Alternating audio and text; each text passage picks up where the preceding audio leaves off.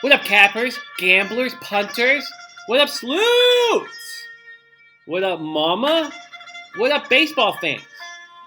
It is Friday, September 1st, beginning of the weekend, beginning of a new month, less than a week away from the start of the NFL season and the $25,000 Beat the Bag competition. There's a lot of good going on, and I'm excited to start this month, start the stretch drive into the playoffs, and get that motherfucking cash. Yesterday, I took a small loss. I hit one parlay out of four and lost $106. So, what have we learned over the last couple of days? Betting on sleuths is good for my mojo. No sleut, no loot. No loot, no sleut. It's a vicious circle filled with incredibly sexy and tall sleuths.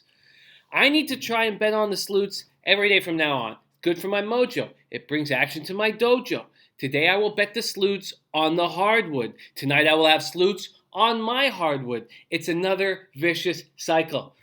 But my WNBA action is going to be drying up soon. But the US Open of Tennis is on right now.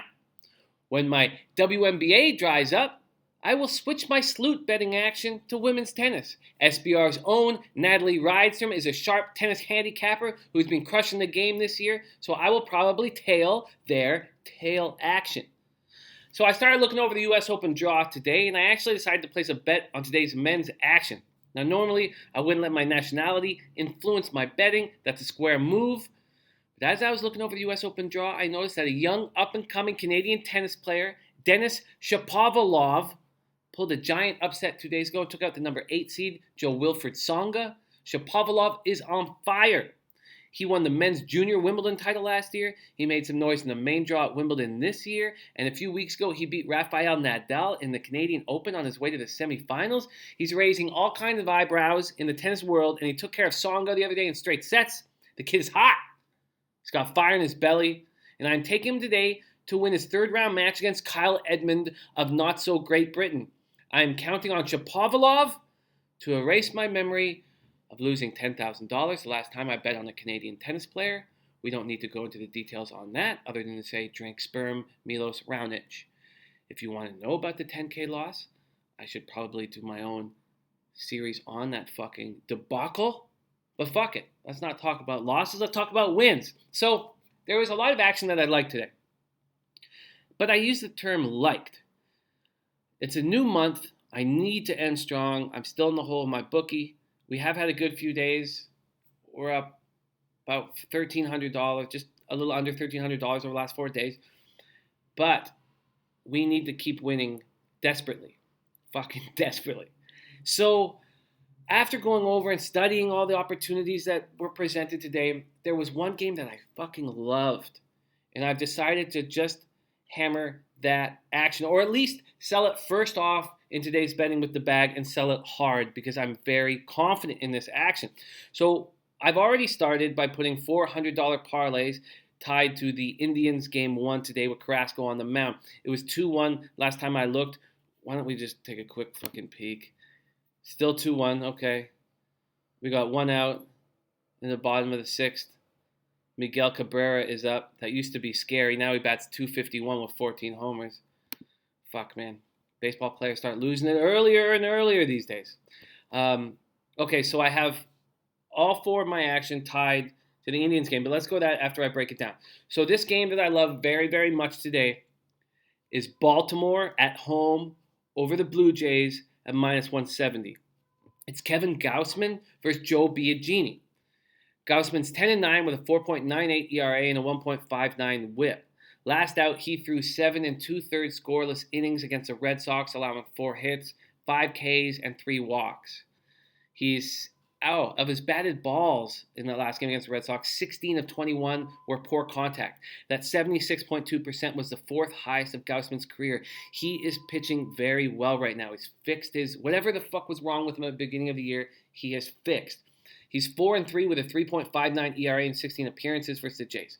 Now, his season started off awful, but in July he went 4-0 with a 3.63 ERA. In August he went 2-2 with a 3.48 ERA. He's got his shit together, and I trust him on the mound at home in today's contest.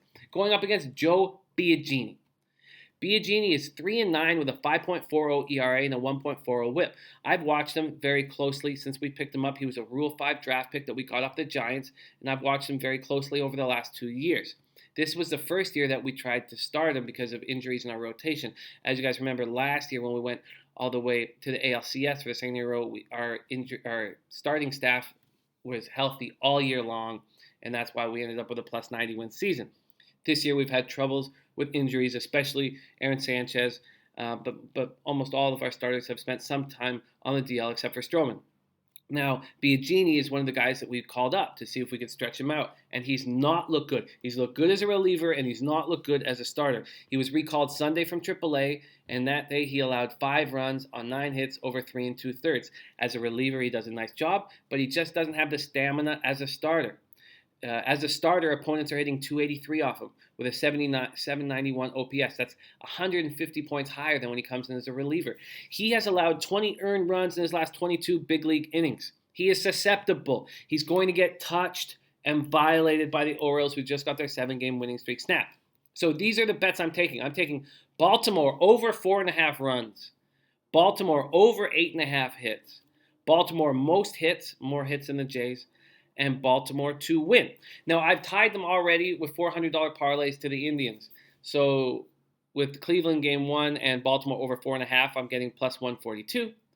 With Cleveland game 1 and Baltimore over 8.5 hits, I'm getting plus 164. That's the same number I'm getting with Baltimore most hits, plus 164. And then Cleveland game 1 and Baltimore to win, I'm getting plus 125. Now, I plan on not doing more than that, except for one straight bet that I'll make on my next action. I've got Shapovalov in the third set right now.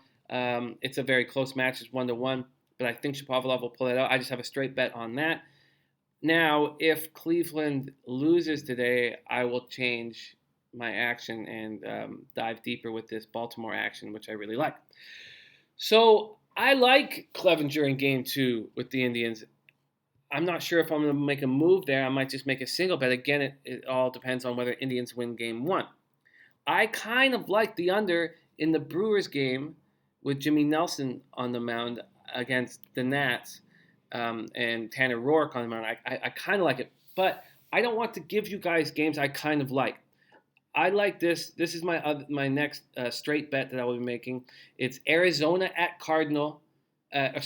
Arizona at Colorado, and I'm going to take the under 12 at minus 110.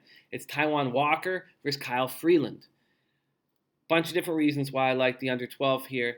First off, the pitching matchup. Walker's pitching very well. 7-7 with a 3.55 ERA, 1.29 WHIP. 1-0 with a .77 ERA in his past 2 starts. 1-1 with a 2.77 ERA career versus the Rockies. This year, in 18 2/3 against them, he has a 2.41 ERA. And Colorado is not hitting the ball very well. They are averaging 4.5 runs per game over the last 7. It's okay. And not great. And then the Diamondbacks are going up against Kyle Freeland. And the Diamondbacks are bad versus lefties, and Freeland is a great young lefty. He's 11-8 with a 3.81 ERA and a 1.40 WHIP this year. And Arizona just is poor against lefties. They're 24th in the league with a 241 batting average and 21st in OPS at 724. Freeland also is one of those rare guys who pitches very well at Coors Field. He's from Colorado. This is his home park. This is where he grew up watching ball, and he pitches very well there. He's 6-5 with a 3.30 ERA, and opponents are hitting 248 off of him. In one career start versus Arizona, he shut him down. 1 earned run in 6 innings. So I love that big giant number 12. I am taking the under in this game, and I will straight bet it. And that's what I got going on. That is my goods, man. Let me decline that phone call. That's my action. Let me know what you guys got going on. Hit me at Jimmy the Bag on Twitter. Also, let me know on the forum, man. Let me know who's making cake and who's got what action. Let's have a great September. Let's fucking dig deep. Let's strategize. Let's study hard. Let's have a huge fucking September. Milk these bookies. Fatter pockets. Hotter sleuths. You know how we do. Good luck out there, guys. Much love.